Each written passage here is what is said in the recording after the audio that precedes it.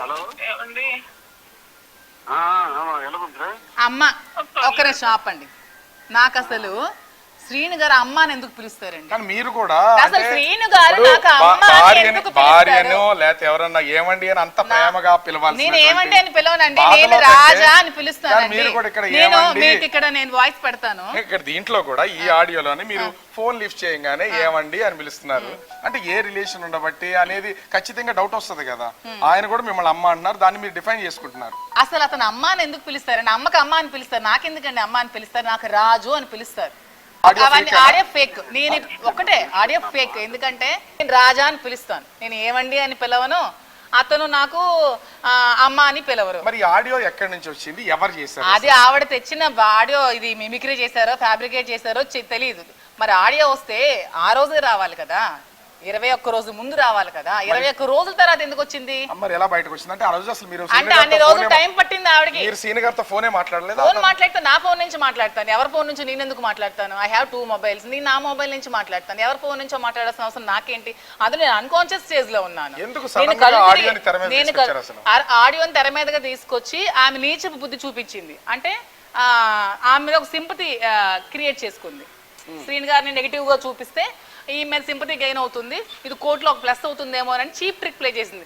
ఇవన్నీ ఎక్కడ ప్రూవ్ అయినవి లేవు, చేసినవి లేదు. అది ఫేక్. ఈ ఆడియోస్ మీద కానీ మీ ఇంటి మీదకి వచ్చిన దాని మీద కానీ మీరు ఏమన్నా ఫర్దర్ గా కోర్టుకు వెళ్ళాల్సిన అవసరం లేదు. ఫేక్ ఆడియోస్ 100 సృష్టిస్తారు, ఫేక్ వీడియోస్ 100. ప్రతిదానికి కోర్టుకు వెళ్తే పని పట్టలేదు అనుకుంటారు. మేము చేయాల్సిన కార్యక్రమాలు చాలా ఉన్నాయి, ఇంకా చేయాల్సిన రాజకీయం బోల్డ్ ఉంది, ఇంకా కార్యక్రమాలను మొదలు పెట్టాలి.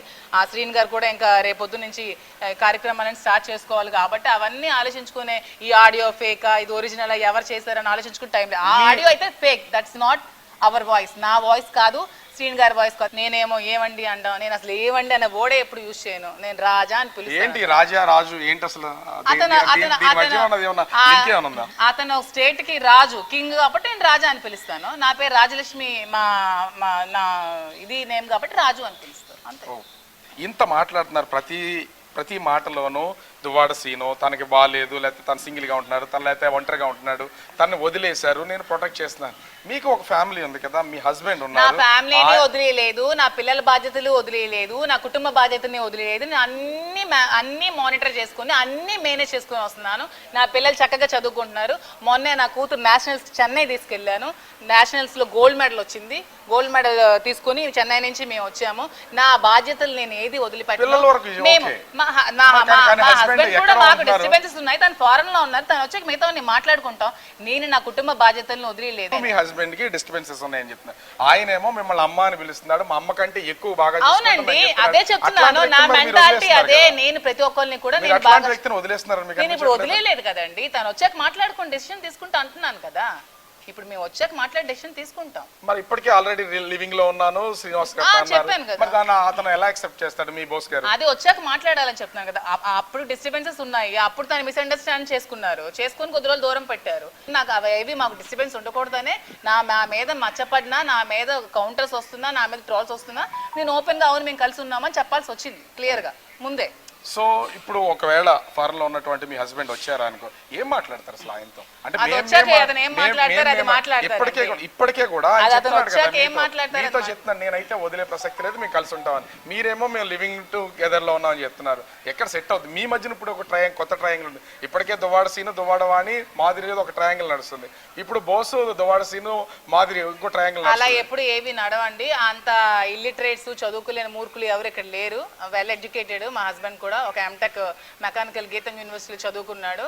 ఫారెన్ లో ఆస్ట్రేలియన్ షిప్పింగ్ కంపెనీ జాబ్ చేస్తున్నాడు. తను ఒక బ్రాడ్ మైండెడ్ ఉన్న పర్సన్. ఇలాంటి పిచ్చి పిచ్చి మాటలు, పిచ్చి పిచ్చి ఆలోచనలు చేసే మెంటాలిటీ ఉన్న వ్యక్తి కాదు.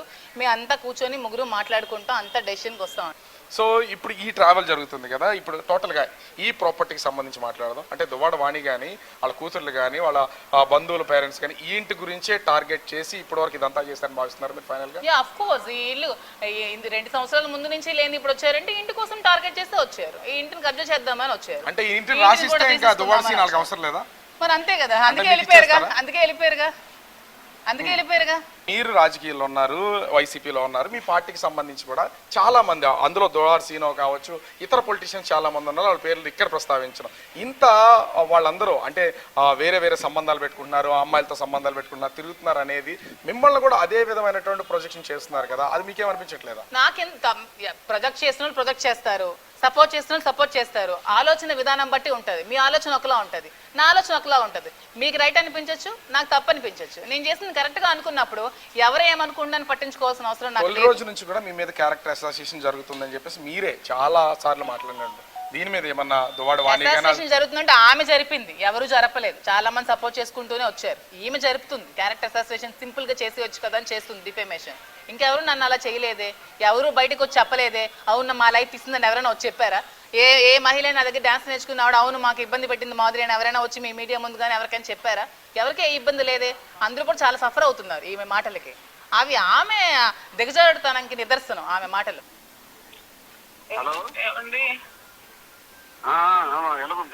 అమ్మ ఒక్క నిమిషం ఆపండి. నాకు అసలు శ్రీను గారు అమ్మ అని ఎందుకు పిలుస్తారండి? కానీ మీరు కూడా అసలు శ్రీను గారు నాకు అమ్మ అని ఎందుకు భార్యను లేకపోతే ఎవరన్నా ఏమండి అని అంత ప్రేమగా పిలవాలి. నేను ఏమండి అని పిలవనండి, నేను రాజా అని పిలుస్తాను. మీరు కూడా ఇక్కడ నేను మీకు ఇక్కడ నేను వాయిస్ పెడతాను. ఇక్కడ దీంట్లో కూడా ఈ ఆడియోలోని మీరు ఫోన్ లిఫ్ట్ చేయగానే ఏమండి అని పిలుస్తున్నారు. అంటే ఏ రిలేషన్ ఉండబట్టి అనేది ఖచ్చితంగా డౌట్ వస్తుంది కదా. ఆయన కూడా మిమ్మల్ని అమ్మ అంటున్నారు, దాన్ని మీరు డిఫైన్ చేసుకుంటున్నారు. అసలు అతను అమ్మ అని ఎందుకు పిలుస్తారండి? అమ్మకి అమ్మ అని పిలుస్తారు, నాకెందుకండి అమ్మ అని పిలుస్తారు? నాకు రాజు అని పిలుస్తారు. అవన్నీ ఆడియో ఫేక్. నేను ఒకటే ఆడియో ఫేక్. ఎందుకంటే నేను రాజా అని పిలుస్తాను, నేను ఏమండి అని పిలవను. అతను నాకు అమ్మ అని పిలవరు. మరి ఆడియో ఎక్కడి నుంచి వచ్చింది, ఎవరు చేశారు? అది ఆవిడ తెచ్చిన ఆడియో. ఇది మిమిక్రీ చేశారో ఫ్యాబ్రికేట్ చేశారో తెలియదు. మరి ఆడియో వస్తే ఆ రోజే రావాలి కదా, 21 రోజు ముందు రావాలి కదా. 21 రోజుల తర్వాత ఎందుకు వచ్చింది? మరి ఎలా బయటకు వచ్చింది? అంటే ఆ రోజు అసలు మీరు అంటే అన్ని రోజులు టైం పట్టింది ఆవిడకి. మీరు సీన్ గారితో ఫోనే మాట్లాడలేదు? ఫోన్ మాట్లాడితే నా ఫోన్ నుంచి మాట్లాడతాను, ఎవరి ఫోన్ నుంచి నేను ఎందుకు మాట్లాడతాను? I have 2 mobiles. నేను నా మొబైల్ నుంచి మాట్లాడతాను, ఎవరి ఫోన్ నుంచో మాట్లాడాల్సిన అవసరం నాకేంటి? అది నేను అన్కాన్షియస్ స్టేజ్ లో ఉన్నాను. నేను ఆడియోని తెర మీదగా తీసుకొచ్చి ఆమె నీచపు బుద్ధి చూపించింది. అంటే ఆమె మీద ఒక సింపతి క్రియేట్ చేసుకుంది. శ్రీను గారిని నెగిటివ్ గా చూపిస్తే ఈ మీద సింపతి గెయిన్ అవుతుంది, ఇది కోర్టులో ఒక ప్లస్ అవుతుందేమో అని చీప్ ట్రిక్ ప్లే చేసింది. ఇవన్నీ ఎక్కడ ప్రూవ్ అయినవి లేవు, చేసినవి లేదు. అది ఫేక్. ఈ ఆడియోస్ మీద కానీ మీ ఇంటి మీదకి వచ్చిన దాని మీద కానీ మీరు ఏమన్నా ఫర్దర్ గా కోర్టుకు వెళ్ళాల్సిన అవసరం లేదు. ఫేక్ ఆడియోస్ 100 సృష్టిస్తారు, ఫేక్ వీడియోస్ 100. ప్రతిదానికి కోర్టుకు వెళ్తే పని పట్టలేదు అనుకుంటారు. మేము చేయాల్సిన కార్యక్రమాలు చాలా ఉన్నాయి, ఇంకా చేయాల్సిన రాజకీయం బోల్డ్ ఉంది, ఇంకా కార్యక్రమాలను మొదలు పెట్టాలి.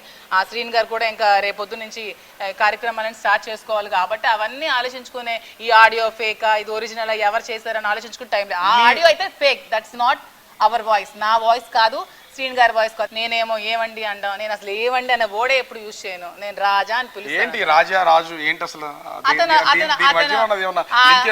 అతను స్టేట్ కి రాజు, కింగ్ కాబట్టి నేను రాజా అని పిలుస్తాను. నా పేరు రాజలక్ష్మి, నా ఇది నేమ్ కాబట్టి రాజు అని పిలుస్తాను, అంతే. ఇంత మాట్లాడుతున్నారు, ప్రతి మాటలోనూ దువ్వాడ సీను తనకి బాగాలేదు, లేకపోతే తను సింగిల్గా ఉంటున్నాడు, తను లేకపోతే ఒంటరిగా ఉంటున్నాడు, తను వదిలేశారు, నేను ప్రొటెక్ట్ చేస్తున్నాను. మీకు ఒక ఫ్యామిలీ ఉంది కదా, మీ హస్బెండ్ ఉన్నారు. నా ఫ్యామిలీని వదిలేయలేదు, నా పిల్లల బాధ్యతలు వదిలేయలేదు, నా కుటుంబ బాధ్యతని వదిలేయలేదు. నేను అన్ని మానిటర్ చేసుకుని అన్ని మేనేజ్ చేసుకుని వస్తున్నాను. నా పిల్లలు చక్కగా చదువుకుంటున్నారు. మొన్నే నా కూతురు నేషనల్స్ చెన్నై తీసుకెళ్లాను, నేషనల్స్ లో గోల్డ్ మెడల్ వచ్చింది. గోల్డ్ మెడల్ తీసుకుని చెన్నై నుంచి మేము వచ్చాము. నా బాధ్యతలు నేను ఏది వదిలిపెట్టాను. మా హస్బెండ్ కూడా మాకు డిస్టర్బెన్సెస్ ఉన్నాయి, తను ఫారెన్ లో ఉన్నారు, తను వచ్చాక మిగతా మాట్లాడుకుంటాం. నేను నా కుటుంబ బాధ్యతలను వదిలేదు. మీ హస్బెండ్ కి డిస్టర్బెన్సెస్ ఉన్నాయని చెప్తున్నారు. ఆయనేమో మిమ్మల్ని అమ్మ అని పిలుస్తున్నాడు, మా అమ్మ కంటే ఎక్కువ బాగా. అవునండి, అదే చెప్తున్నాను, నా మెంటాలిటీ అదే. నేను ప్రతి ఒక్కరిని కూడా నేను ఇప్పుడు వదిలేదు కదండి. తను వచ్చాక మాట్లాడుకుని డెసిషన్ తీసుకుంటా అంటున్నాను కదా. ఇప్పుడు మేము వచ్చాక మాట్లాడే డెసిషన్ తీసుకుంటాం. మరి ఇప్పటికే ఆల్రెడీ లివింగ్ లో ఉన్నాను శ్రీనివాస్ గారు చెప్పాను కదా. మరి దాన్ని అతను ఎలా యాక్సెప్ట్ చేస్తాడు మీ బాస్ గారు? అది వచ్చాక మాట్లాడాలని చెప్తున్నాను కదా. అప్పుడు డిస్టర్బెన్సెస్ ఉన్నాయి, అప్పుడు తను మిస్అండర్స్టాండ్ చేసుకుని కొద్ది రోజులు దూరం పెట్టారు. నాకు అవి మాకు డిస్టర్బెన్స్ ఉండకూడదనే, నా మీద మచ్చపడినా, నా మీద కౌంటర్స్ వస్తున్నా, నా మీద ట్రోల్స్ వస్తున్నా, నేను ఓపెన్ గా అవును మేము కలిసి ఉన్నామని చెప్పాల్సి వచ్చింది క్లియర్ గా ముందే. సో ఇప్పుడు ఒకవేళ ఫారెన్ లో ఉన్నటువంటి మీ హస్బెండ్ వచ్చారా అనుకో, ఏం మాట్లాడతారు అసలు ఆయనతో? అంటే ఇప్పటికే కూడా ఆయన చెప్తున్నాడు కదా, మీతో చెప్తున్నాను నేనైతే వదిలే ప్రసక్తి లేదు, మేము కలిసి ఉంటామని. మీరేమో మేము లివింగ్ టుగెదర్ లో ఉన్నామని చెప్తున్నారు. ఎక్కడ సెట్ అవుతుంది మీ మధ్యన? ఇప్పుడు ఒక కొత్త ట్రయాంగిల్ ఉంది. ఇప్పటికే దువ్వాడ సీను దువ్వాడ వాణి మాదిరి ఒక ట్రయాంగిల్ నడుస్తుంది. ఇప్పుడు బోసు దువ్వాడ సీను మాదిరి ఇంకో ట్రయాంగిల్. అలా ఎప్పుడు ఏవి నడవండి. అంత ఇల్లిటరేట్స్ చదువుకోలేని మూర్ఖులు ఎవరు ఇక్కడ లేరు. Well educated. మా హస్బెండ్ కూడా ఒక ఎంటెక్ మెకానికల్ గీతం యూనివర్సిటీలో చదువుకున్నాడు. ఆ ఫారెన్ లో ఆస్ట్రేలియన్ షిప్పింగ్ కంపెనీ జాబ్ చేస్తున్నాడు. తను ఒక బ్రాడ్ మైండెడ్ ఉన్న పర్సన్. ఇలాంటి పిచ్చి పిచ్చి మాటలు పిచ్చి పిచ్చి ఆలోచనలు చేసే మెంటాలిటీ ఉన్న వ్యక్తి కాదు. మేము అంతా కూర్చొని ముగ్గురు మాట్లాడుకుంటాం, అంతా డెసిషన్కి వస్తాం. సో ఇప్పుడు ఈ ట్రావెల్ జరుగుతుంది కదా, ఇప్పుడు టోటల్గా ఈ ప్రాపర్టీకి సంబంధించి మాట్లాడదాం. అంటే దువ్వాడ వాణి కానీ వాళ్ళ కూతుర్లు కానీ వాళ్ళ బంధువుల పేరెంట్స్ కానీ ఈ ఇంటి గురించే టార్గెట్ చేసి ఇప్పటి వరకు ఇదంతా చేస్తారని భావిస్తున్నారు మీరు ఫైనల్గా? ఆఫ్ కోర్స్ ఈ ఇల్లు 2 సంవత్సరాల ముందు నుంచి లేని ఇప్పుడు వచ్చారంటే ఇంటి కోసం టార్గెట్ చేస్తే వచ్చారు. ఈ ఇంటిని కబ్జా చేద్దామని వచ్చారు. అంటే ఈ ఇంటిని రాసిస్తే ఇంకా దువ్వాడ సీన్ వాళ్ళకి అవసరం లేదా? మరి అంతే కదా, అందుకే వెళ్ళిపోయారుగా. మీరు రాజకీయాల్లో ఉన్నారు, వైసీపీలో ఉన్నారు, మీ పార్టీకి సంబంధించి కూడా చాలా మంది, అందులో దువ్వాడ సీనో కావచ్చు, ఇతర పొలిటీషియన్స్ చాలా మంది ఉన్నారు. వాళ్ళ పేర్లు ఇక్కడ ప్రస్తావించడం ఇంత వాళ్ళందరూ అంటే వేరే వేరే సంబంధాలు పెట్టుకుంటున్నారు, అమ్మాయిలతో సంబంధాలు పెట్టుకుంటున్నారు, తిరుగుతున్నారు అనేది మిమ్మల్ని కూడా అదే విధమైనటువంటి ప్రొజెక్షన్ చేస్తున్నారు కదా, అది మీకేమనిపించట్లేదా? నాకెంత ప్రొజెక్ట్ చేసిన ప్రొజెక్ట్ చేస్తారు, సపోర్ట్ చేస్తున్న సపోర్ట్ చేస్తారు. ఆలోచన విధానం బట్టి ఉంటుంది. మీ ఆలోచన ఒకలా ఉంటుంది, నా ఆలోచన ఒకలా ఉంటుంది.